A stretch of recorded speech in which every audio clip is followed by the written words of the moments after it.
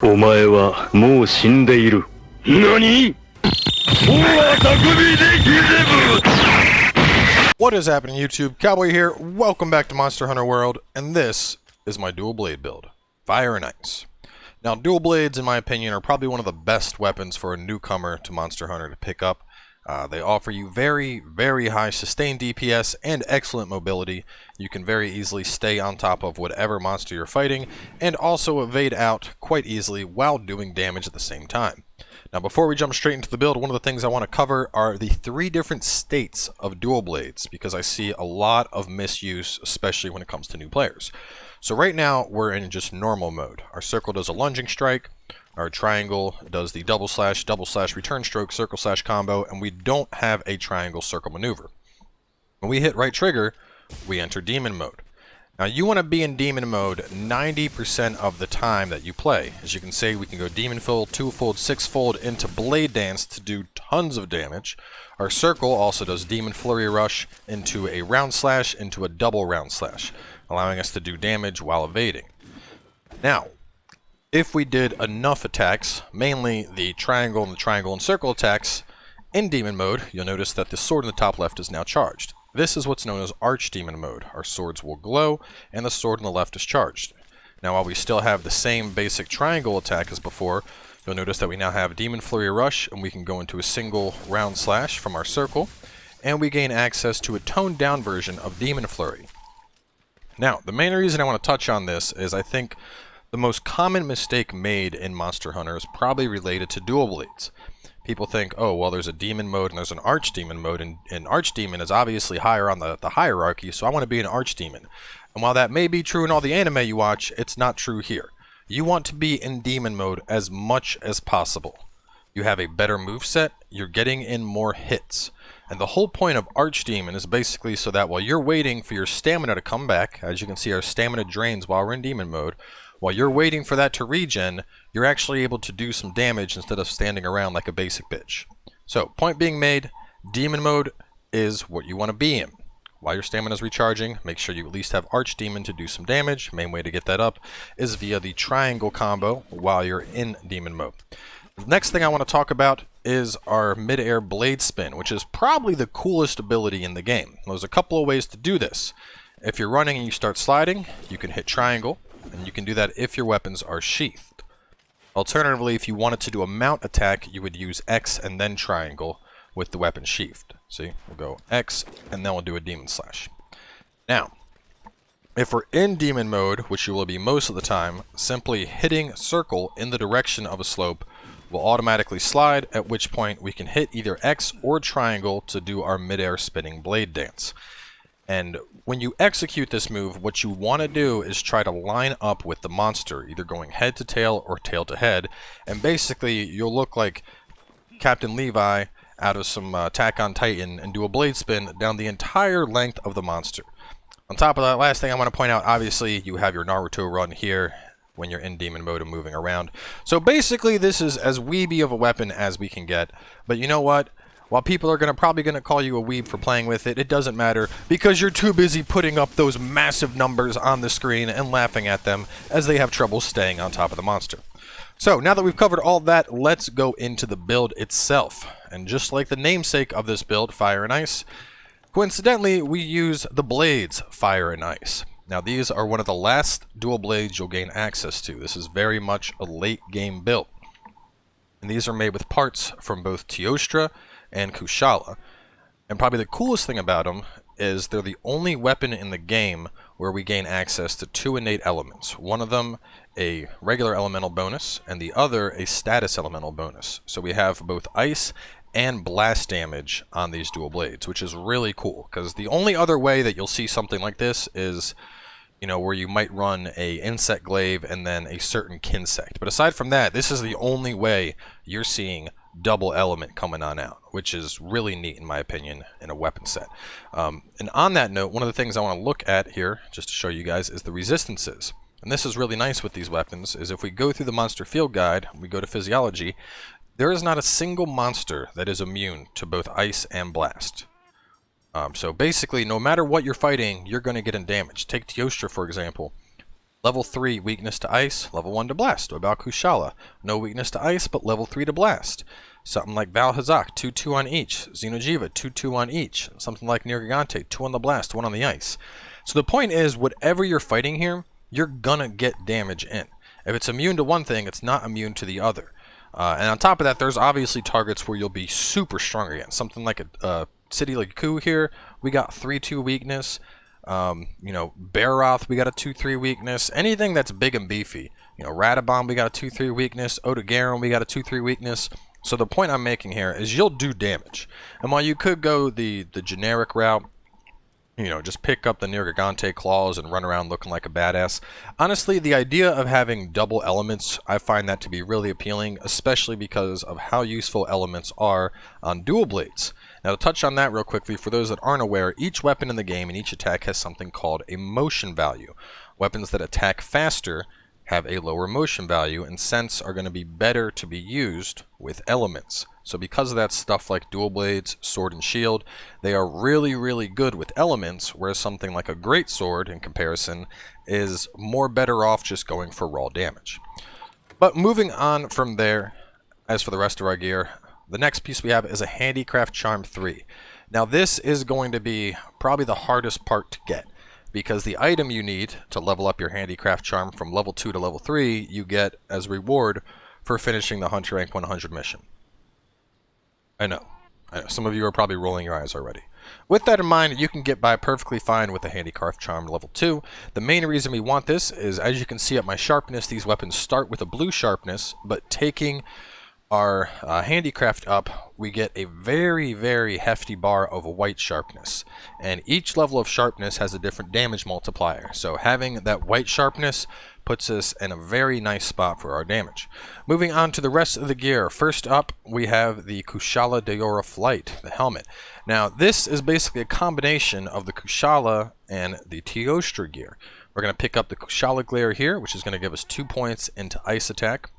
We're going to pick up the Kushala Sista, which is going to give us 2 points in handicraft. And we're going to want the beta for both of these so that we have the gems. You could pick up the Kushala Glare A and have a point of handicraft if you want, but to be honest, 1 point of handicraft versus 3 gem slots, I think it's a pretty clear-cut contender here, which is going to be more valuable. For the Kushala Sista, of course, we are going to want B so that we have access to that level 2 gem slot. The Kaiser Vambraces, we're going to go for the alpha here because we want the 2 pieces of weakness exploit. The Kaiser Coil, we're going to go for the beta here because we want the level 2 size decoration slot and we want those 2 points of blast attack. And then lastly, we're going to wrap things up with the Kaiser Greave Alpha, giving us our 3rd point in blast attack and gaining access to 2 points of latent power. I'm moving on to the decorations here. The decorations are fairly straightforward with this build. The first thing you'll notice is I have a slider jewel. These are fairly common, and because of how awesome the midair blade spin dance is, I find that a sliding jewel ends up working into this build quite nicely, because you can do a ton of damage doing your midair blade spin, and because to do that move you need to have a slide, this just kind of naturally works into your build a lot. So basically, anytime you're about to do that slide, you have an extra 30% affinity going into it, which I find really useful. Aside from that, we pick up a Tenderizer Jewel to max out our weakness exploit, and then I've just stacked on crit. Now we have a level 2 slot here. If you want, you could slot in something else, something like a... I don't know, you could slot in a crit gem, for example. I was putting this on, but because of how low our numbers are, like we do fast attacks. We don't do high damaging attacks. So with the critical jewel, you're only seeing maybe 1 or 2 more damage per attack in most cases. So I found that I'd rather just pick up another expert jewel because of how many we have. That ends up being an extra 5% affinity at this point. But the big things here are a slider jewel and then a tenderizer jewel, so that we have the 50% weakness exploit, and then we have the extra 30% on the slide. And when we pull all this together, let's look at what we get. First off, we have 3 pieces of Teostra, and this gives us Master's Touch, preventing our weapon from losing sharpness during critical hits. Now this is really nice to have because dual blades burn through sharpness. In my experience, dual blades and long swords are the 2 weapons you're just going to eat your sharpness alive as fast as possible. Actually, that's a lie. Insect Glaive is also in that listing for your burning through your sharpness super fast. But because of this, we're looking to maximize our critical potential. so that we are constantly critting, and thus we're staying in that white sharpness area as long as possible. So to help achieve that, of course, we have Critical Eye up at level 5, giving us 20% affinity. It's also worth noting that these weapons in particular, as you can see, these are not augmented, but they have a natural 10% affinity already in on them. So we have 10% from there. We have 20% coming in from our decorations, and that puts us at a nice 30. We're going in for the slide. We are going to have 30% from that via affinity. If we're hitting a weak point, we're going to have 50% from that. So all in all, we have a lot of different things all working together here to keep us consistently above 50% affinity, ensuring we are constantly getting critical hits and getting maximum benefit out of Master's Touch. Of course, Handicraft, getting that up to level 5 is going to max out our bar and give us a huge amount of white sharpness. Blast Attack at level 3 comes in from our gear, gives us 20% blast buildup and a bonus of 10 to it. Weakness Exploit at level 3, obviously pretty straightforward. Now, Ice Attack we only have to level 2, and with these weapons this is going to be ideal because the cap for ice on these particular dual blades is actually at 310. We have 240 base, we're getting 60 Ice Attack here, and that's going to put us at 300. You could slot in an Ice Gem, but you're not going to go up to plus 100 attack. You're only going to get 10 more Ice Attack. And you'll notice that because if you slot in an Ice Gem, you'll see that the ice will turn to 310 and it'll turn yellow. And that's meant that we've reached how it says elemental attack power has a maximum limit. 310 is the maximum limit with these swords. So in my opinion, I don't think it's worth doing an Ice Gem for just 10 more Ice Attack. I think you're fine at 300, getting both the Blast Attack and Ice Attack, keeping them equal. We got 2 points of latent power here, just coming in from the gear. Now, latent power is actually pretty hefty. When it gets active, as you can see, affinity goes up by 20%, or reduce stamina depletion by 10%. These are both very useful things to have with dual blades. Now, if you want, you could slot in a latent power gem, where I have that other expert jewel. But the conditions to make this pop up are basically taking, I believe it's 150 damage will trigger it, and the buff lasts for, I want to say 90 seconds, or alternatively, if I believe 15 minutes have passed in battle. So it's not something that you can just easily get up. When it is up, it's great to have. I mean, reduce stamina depletion and extra crit, sure, that's great. But we're looking at this as more of, it's there to help me, it's not a core focus of the build. And then, of course, moving on from there, the last thing we have is affinity sliding, just ensuring that when we do dive in and we're looking to slide down the back of the monster, we got that up.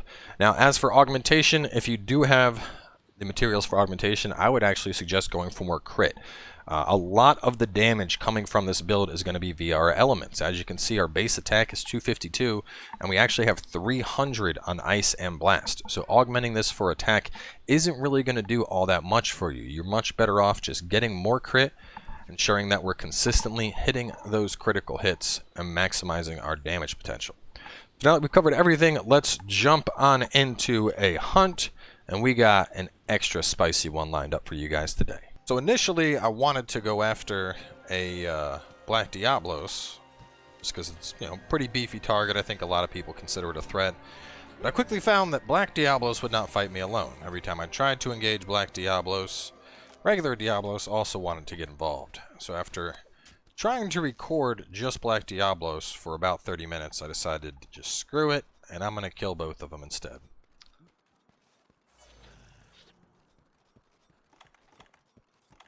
Go on and that over armor skin. Gonna go for the double low sub 10 minutes. That's our goal here. And Diablos is actually a pretty easy target for these to take down. We have a 3-star weakness against ice and a 2-star against blast. Pop that guy. Shoot these guys with stones, and it should pull on out Mr. Los. Mr. Los, calling Mr. Los, please come to get your ass beat.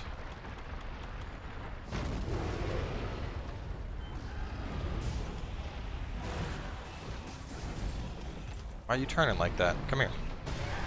So a couple things, always go in with a circle and then go into your triangle combo. If you have a choice, you'll get better damage that way, as opposed to doing the triple circle,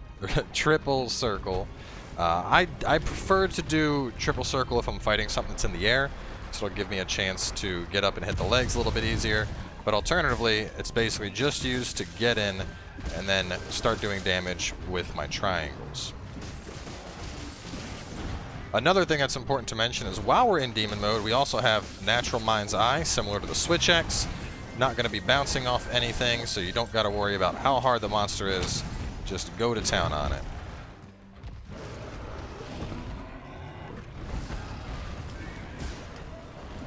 Another thing, even though we're out of stamina, you can see that I can still get off a full triple triangle into Demon Flurry. Stop the roaring.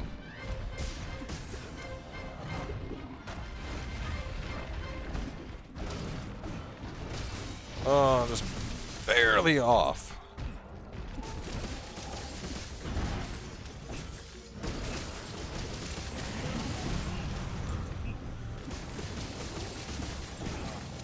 See, once again, even without stamina, still executing that.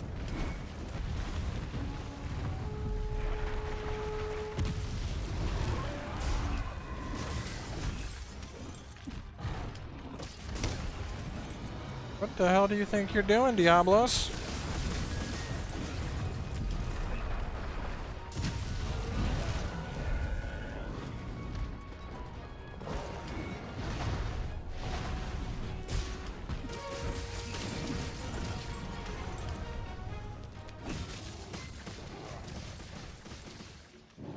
Well, he's dead.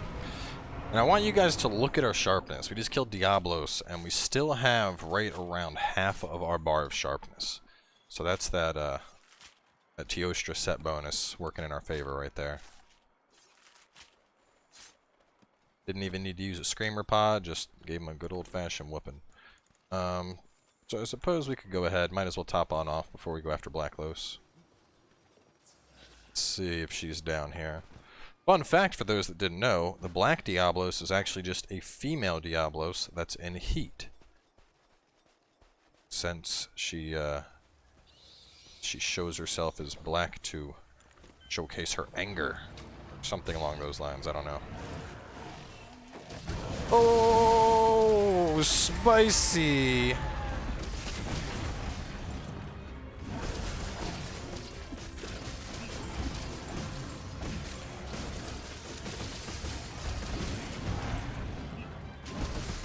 What do you guys think? I think she likes the ice explosive combo. She seems to really be enjoying herself.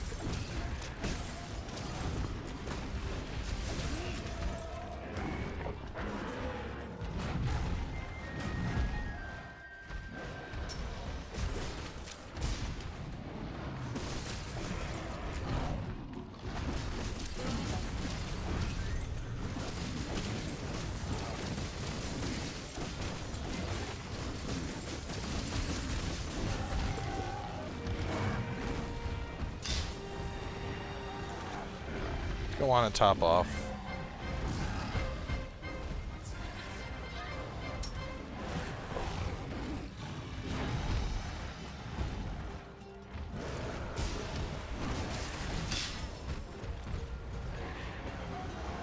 Surprised it's not tried to burrow yet.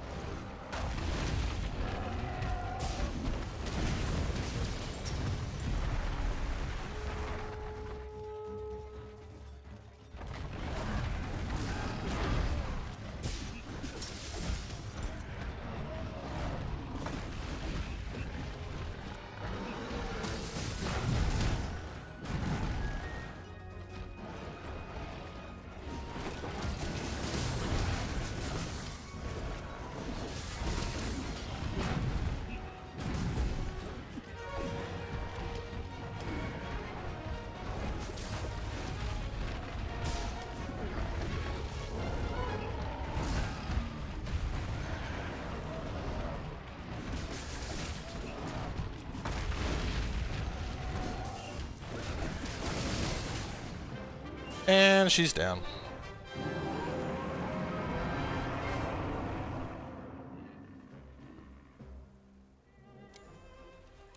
So, I think there's no question here that in the right hands, dual blades are freaking brutal. regular Diablos, black Diablos, both of them utterly annihilated. And given, once again, these guys are 3-2 weakness, we have level 3 weakness to ice and level 2 weakness to blast, so in my opinion, despite the threat that many people perceive these two monsters as, I find them pretty easy to take on down with this setup. I mean, I would say we're probably, I don't know, well, looking at the recording time, we're at 7 minutes, so we're probably looking at like a sub 7-minute kill on 2 Diablos, which is pretty damn good, I think.